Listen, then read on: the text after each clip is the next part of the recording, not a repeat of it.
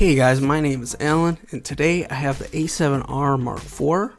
I was able to loan it out through Sony Pro Support, and here we go. So what we're going to do is first we'll go through the weather sealing, then we'll look at stills image quality, and then for video, I've tested the R4 with the R3, and I honestly can't see any difference whatsoever, so I just decided to leave it off altogether. So the first change to improve weather sealing is the removal of this dummy battery port on the R3. They've gotten rid of it on the R4. And if we look here, we can see that there's a discontinuity in the weather sealing in order to make room for this door. So by getting rid of it, you're able to just have a continuous rubber seal all the way around. So that's a big improvement. The SD card slot door, much improved as well. On the R3, it really just sort of slapped shut. With the R4, actually you close it and then you click it in, which gives the opportunity to put more pressure on this gasket right here. So another big improvement. And lastly, we see the doors on the ports. And on the R3, this was always an issue. The doors will flop around, but on the R4 we can see that they're hinged now. They're also much deeper.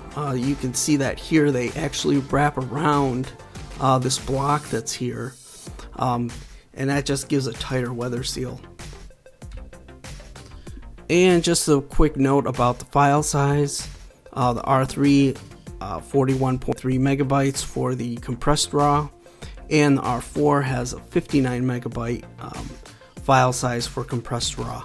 And being that the sensor is 30% larger, we see that we have a 30% increase in the file size, so no surprise there.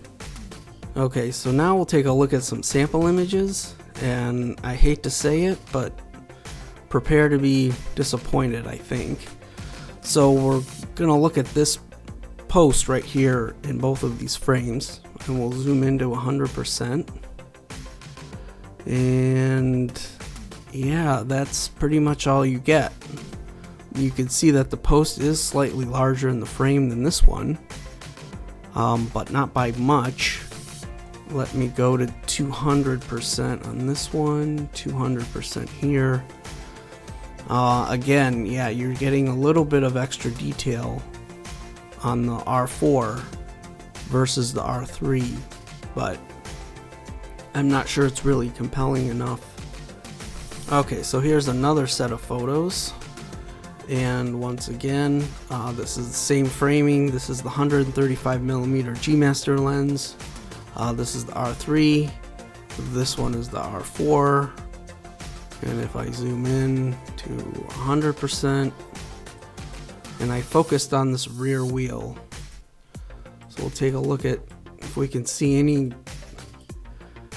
quality differences. We can see again the wheel is slightly larger than an R3, but nothing major.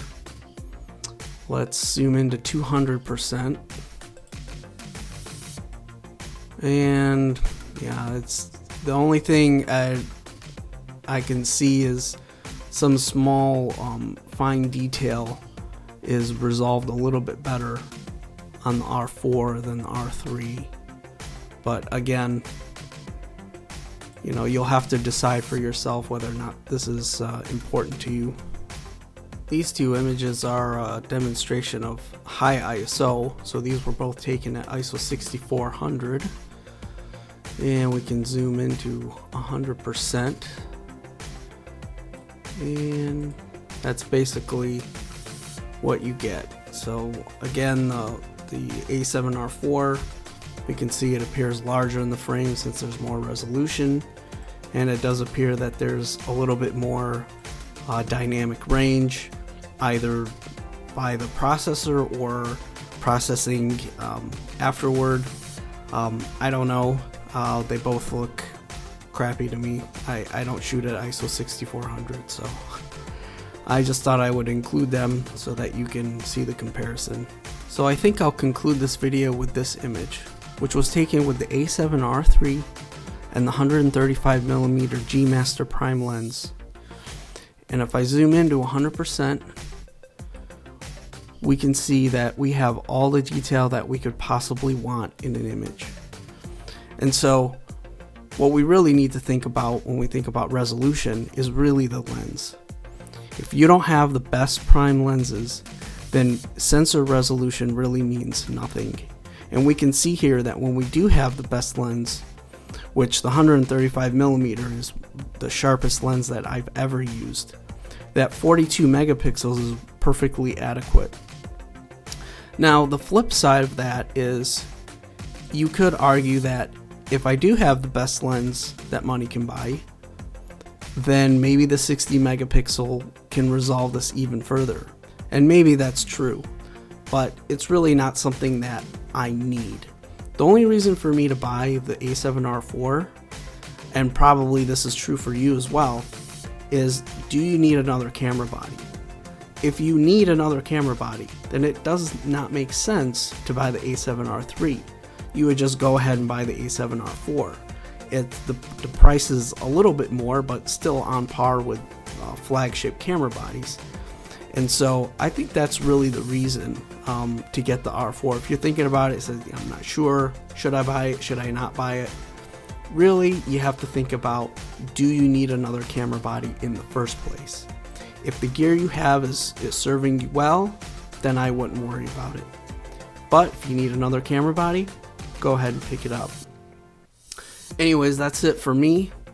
Please like and subscribe, and we'll see you in the next one. Thanks.